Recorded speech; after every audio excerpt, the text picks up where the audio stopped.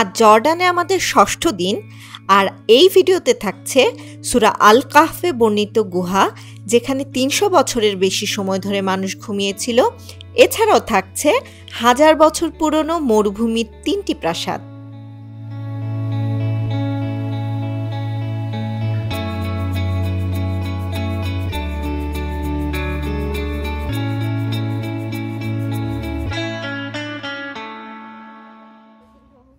প্রথমেই আম্মান থেকে আমরা চলে গেলাম সেভেন স্লিপার্স কেভে, যেখানে ঢুকতে হলে মেয়েদেরকে অবশ্যই বোরকা পরে ঢুকতে হবে।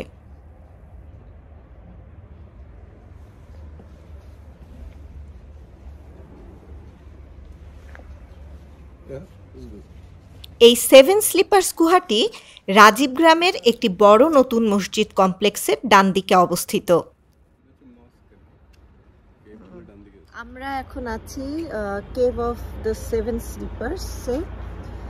এটা ধারণা করা হয় কোরআন শরীফের সূরা আল কাহফে যেটা বর্ণনা করা আছে সেটা এই জায়গায়।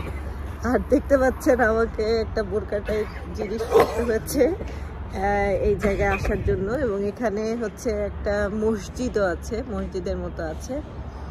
তো দেখি ভেতরে গিয়ে কেমন। হ্যাঁ, এটা আমাদের আম্মান সিটি থেকে খুব কাছেই, বেশিক্ষণ লাগেনি আমাদের, 10 কিলোমিটার আমাদের হোটেল থেকে। সকালে আমরা 9টায় রওনা হয়েছি ব্রেকফাস্ট করে। আমরা জাস্ট এখন 9:30-40-এর মধ্যে আমরা এখন চলে এসেছি।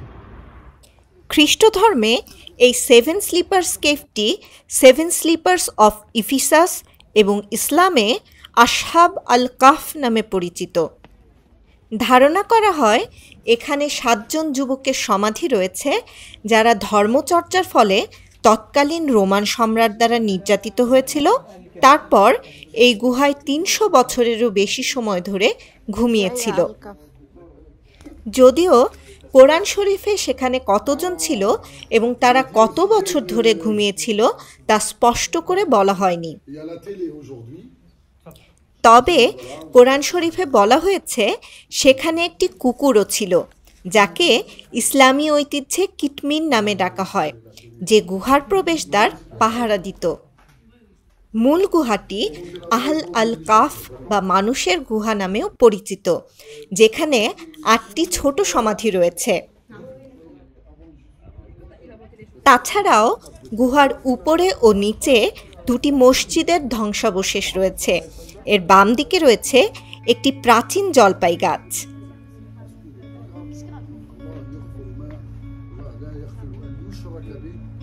তুর্কি, সিরিয়া, চীনের বেশ কয়েকটি জায়গাকেই cave of the seven sleepers হিসাবে দাবি করা হয়ে থাকে, কিন্তু কোনোটিকেই এখন পর্যন্ত মূল সেভেন স্লিপার্স কেভ বলে প্রমাণ করতে পারেনি। অনেক স্রোত। হ্যাঁ, সেভেন স্লিপার্স কেভ থেকে আমরা চলে এসেছি ক্যাসেল আল খারানাতে।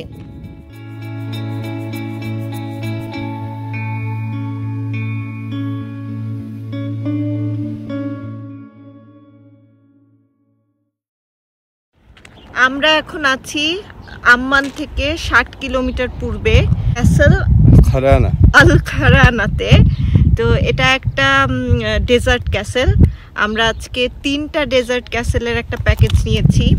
এটা কত পড়েছে স্যাম? আমাদের 92 জেডি, জর্ডান দিনার, $130 ইউএস ডলারের মতো পড়েছে আমাদের দুজনের একটা প্রাইভেট প্যাকেজ এটা।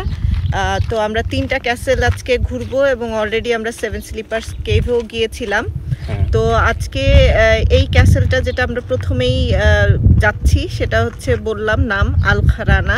টিকিট পড়েছে 3 জেডি করে পার পারসন। আমাদের টিকিট ইনক্লুডেড উইথ আওয়ার, আমাদের যে প্যাকেজ ছিল তার সাথে টিকিট ইনক্লুডেড ছিল। তো চলুন ভেতরে গিয়ে দেখি কেমন।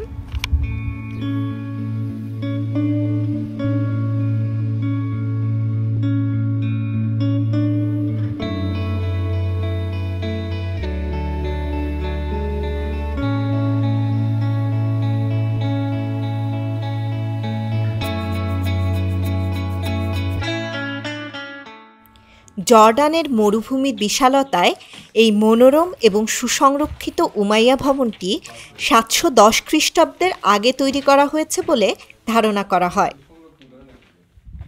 এই আল খারানা মূলত সামরিক প্রাসাদ ছিল না, এটি সম্ভবত স্থানীয় উপজাতীয় সম্প্রদায় এবং উমাইয়া শাসকদের মধ্যে রাজনৈতিক বৈঠকের জন্য একটি প্রতিনিধিত্বমূলক স্থান হিসেবে কাজ করছিল।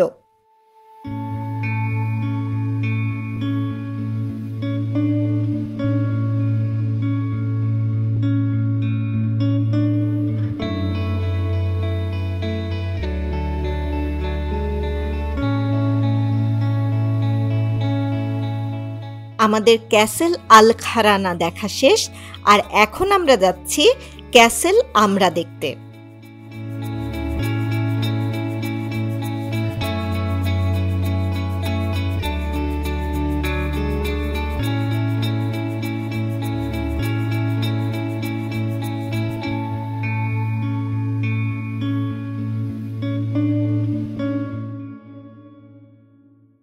আমরা এখন আছি ক্যাসেল আমরায়। এই ক্যাসেলটি হচ্ছে ইউনেস্কো ওয়ার্ল্ড হেরিটেজের একটি, এবং আমরা আজকে যেই ডে ট্রিপ নিয়েছি 3টা ক্যাসেল দেখার, তার মধ্যেও একটি। তো এই ক্যাসেল আমরা যেটা আছে এটা মূলত 723 থেকে 743 খ্রিস্টাব্দের মধ্যে তৈরি করা হয়েছে। তার মানে বুঝতেই পারছেন যে কতটা প্রাচীন। এবং এখানে আমি যেটা দেখলাম, মানে প্রত্যেকটা ক্যাসেল মানে ইনটেক আছে, কোনো মানে এমন না যে এখানে আসলে অনেক কিছু রিকনস্ট্রাকশনের কোনো কিছু নাই। সো দ্যাটস ওয়াই এটা ইউনেস্কো ওয়ার্ল্ড হেরিটেজ সাইটে অন্তর্ভুক্ত। এবং ক্যাসেলগুলো অত বড় না, মানে আমাদের সময় 30 মিনিটের মতোই আমাদের লাগছে প্রত্যেকটা ক্যাসেল। এখন এখানে যেখানে আসছি ক্যাসেল আমরাতে, এই আমরাটাও দূর থেকে আমাদের ছোটই মনে হচ্ছে। হ্যাঁ, এই ক্যাসেল আমরাও খুব বেশি একটা বড় না, ছোটই। তো চলুন আপনাদেরকে ঘুরে দেখাই ক্যাসেল আমরা।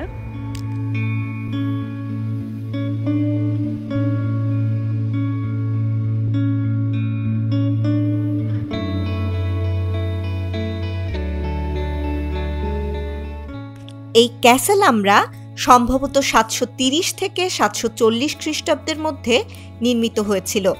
এই স্থাপনাটি ছিল একটি দুর্গ এবং একটি প্রমোদ প্রাসাদ, যেখানে রয়েছে একটি অভ্যর্থনা হল এবং হাম্মামখানা। এই হাম্মামখানা এবং অভ্যর্থনা হলের বিস্তৃত ফ্রেস্কো চিত্রগুলি উমাইয়া যুগের ইসলামী স্থাপত্যের জন্য অনন্য। এই প্রাসাদটির দেয়াল চিত্রগুলি স্নানের দৃশ্য, শিকারের দৃশ্য, বাইজেন্টাইন শৈলীর প্রতিকৃতি, কারুশিল্প, ব্যবসা এবং প্রাণীকে চিত্রিত করে, এবং এর সাথে আরও রয়েছে গ্রিক এবং আরবি ভাষার শিলালিপি। এর উত্তরে কৃষিজ জল ধরার কাজের চিহ্নসহ একটি কূপ, ট্যাঙ্ক এবং জল উত্তোলন হাইড্রোলিক সিস্টেম, ড্রেনেজ পাইপ এবং ফ্রেস্কো পেইন্ট করা ভবনটি একটি অসামান্য উমাইয়া মরুভূমির স্থাপত্যের উদাহরণ। আমরা এখন চলে এসেছি ক্যাসেল আল আজরাকে।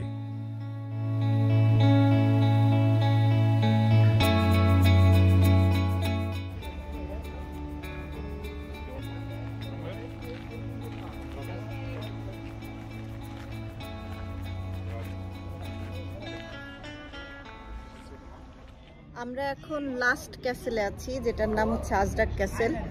এটা মূলত 4th সেঞ্চুরিতে তৈরি করা হয়েছিল এবং এটা তৈরি করেছিল রোমানরা। এরপরে অনেকেই শাসন করেছে এবং অনেকেই এই ক্যাসেলে ছিল, যেমন উমায়দরাও ছিল। এবং অনেক বড় একটা ক্যাসেল, যদিও ধ্বংসাবশেষ দেখা যাচ্ছে, এবং অনেক পুরানো। 4th সেঞ্চুরি মানে তো অনেক পুরানো।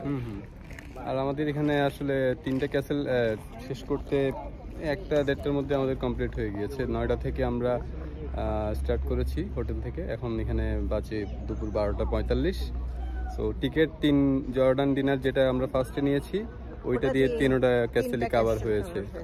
3 জর্ডান ডিনার কি পার পারসন? 3 Jordan dinner. হ্যাঁ, পার পারসন 3 জর্ডান ডিনার। তাহলে আপনাদেরকে এখন দেখাই ঘুরে ঘুরে কেমন এই ক্যাসেল, কি জানো না? আজরাক। আজরাক।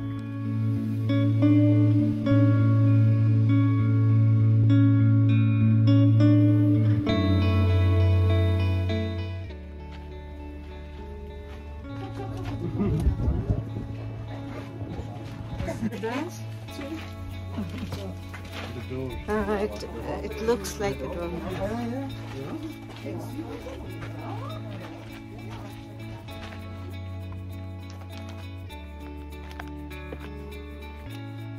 সিঁড়িগুলা দেখছো, পুরো পাথরের সিঁড়ি। আজরাক প্রাসাদটি একটি প্রধান মরুবাণিজ্যিক রুটে অবস্থিত। খ্রিস্টীয় ৩য় শতাব্দীতে রোমানদের দ্বারা নির্মিত হওয়ার পর থেকে এটি ক্রমাগত ব্যবহার করা হচ্ছে।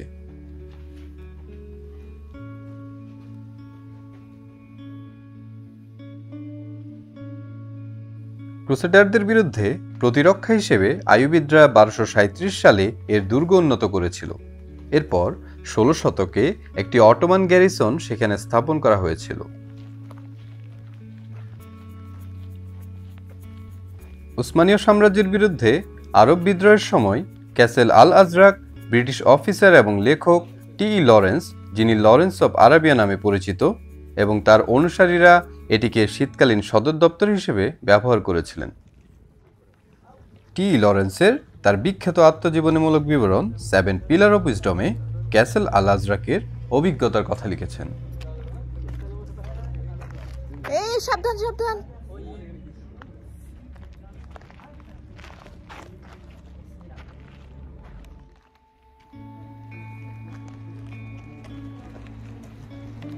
উমাইয়া খলিফা দ্বিতীয় ওয়ালিদ এটিকে তার প্রিয় শিকারের বাসস্থানে রূপান্তরিত করেছিলেন। মসজিদের আঙিনা, কূপ তার সময়ে তৈরি করা হয়েছিল।